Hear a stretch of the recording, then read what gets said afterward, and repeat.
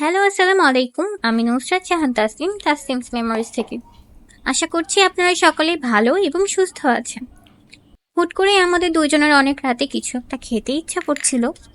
কি বানাবো ভাবার সময় মনে পড়লো, আচ্ছা চিড়া, চাল ভাজা, ঝুরি, নিমকি এগুলো আছে।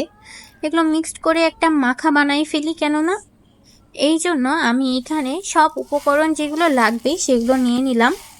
আমি এখানে চিড়া, চাল ভাজা, ঝুরি, নিমকিগুলো নিয়েছি এবং সাথে এগুলোকে মাখানোর জন্য নিয়েছি হচ্ছে পেঁয়াজ, রসুন, সামান্য লবণ, মরিচ, চাট মশলা, একটু জিরার গুঁড়ো আর সরিষার তেল দিয়ে এগুলোকে এখন ভালো করে একসাথে মিক্সড করে নিতে হবে।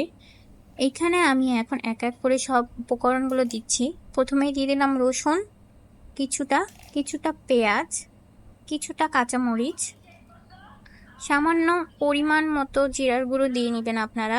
অনেকে ইগনোর করতে পারেন, এটা দিলেও হয় না দিলেও হয়। চাট মশলা আর পরিমাণ মতো লবণ। লবণ দেওয়ার পরে এইগুলোকে একসাথে মিক্সড করে নেবেন।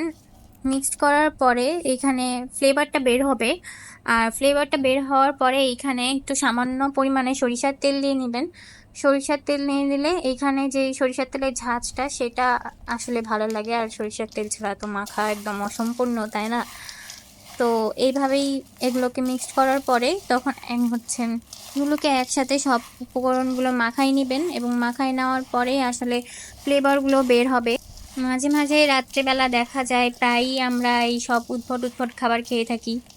এগুলো আসলে রাত্রেবেলা খাবার খাওয়া ঠিক না, কিন্তু আমরা খাই। কি করব?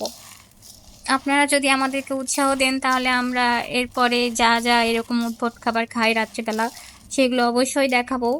আপনারা কমেন্টে অবশ্যই আমাকে লিখে দিবেন যে আপনারা দেখতে চান কি না। এখানে আমার সরিষার তেলের পরিমাণটা কম হয়ে গেছিলো, এই জন্য আমি আর একটু পরিমাণে সরিষার তেল দিয়ে নিলাম এবং আবার ভালো করে মিক্সড করে নিচ্ছি, মাখাই নিচ্ছি। আর এটা হচ্ছে আমার মাখানোর ফাইনাল লুক।